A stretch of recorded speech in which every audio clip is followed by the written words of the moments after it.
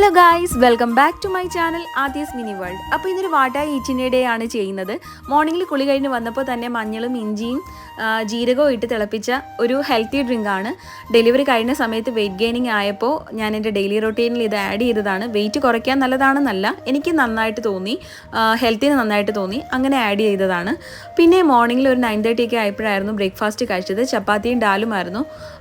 ചപ്പാത്തി എനിക്ക് ഫേവറേറ്റ് ആയിട്ടുള്ള ഒരു ഡിഷാണ്.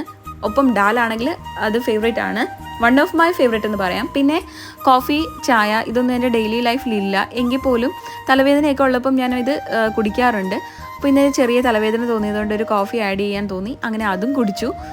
പിന്നെ ലഞ്ചിന് ഇന്നൊരു മാങ്ങാക്കറിയും മീൻ കറിയും പിന്നെ മോർണിംഗിൽ ഡാലും പപ്പടവും ചേർത്തിട്ടാണ് ലഞ്ച് കഴിച്ചത്. അത്ര വലിയ കുഴപ്പമില്ലാത്തൊരു ഊണ്.